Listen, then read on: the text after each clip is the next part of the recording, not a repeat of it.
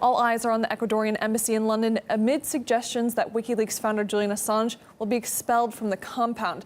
He's been holed up inside since being granted asylum 6 years ago. Let's now go live to London and Hanisha Sethi, who's outside the embassy for us. Hanisha, is there much stirring where you are?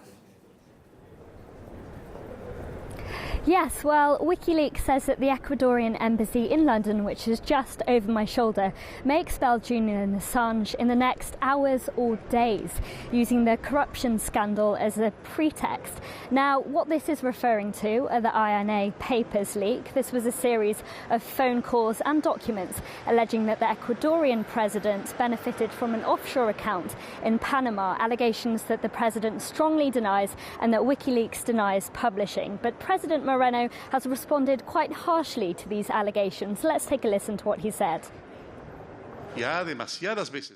Too many times Mr. Assange has violated the agreement we reached with him and his attorney. He can freely talk, he can freely express himself, but he cannot lie or hack private accounts or phones. WikiLeaks engages in espionage and hacking, snooping on phones, even getting photos of my bedroom, what I eat, and how my wife and daughters and friends dance.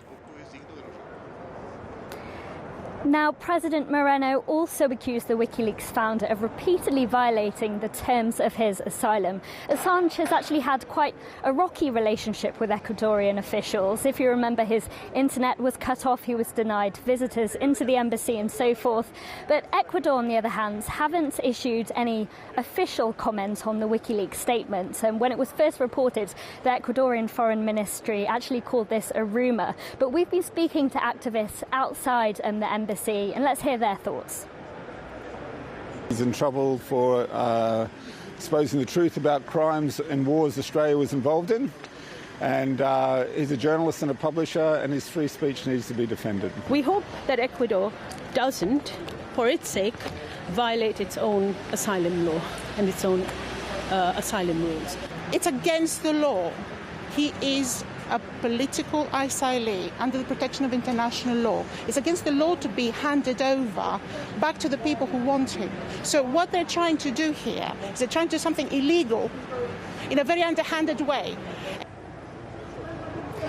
Now, Julian Assange has been holed up in the embassy since 2012 over fears of being extradited to the United States over WikiLeaks releasing classified US documents. Now, Foreign Secretary Jeremy Hunt has also spoken at a press conference, and when asked about this situation, he said that Assange is free to leave whenever he wants, but obviously there are fears of his arrest. Now, we will be keeping a close eye on developments right here in London, outside the Ecuadorian embassy.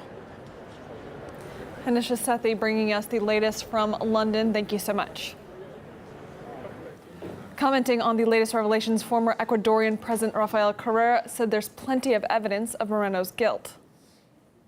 It's a huge case, one of the most important and serious corruption cases in Ecuadorian history.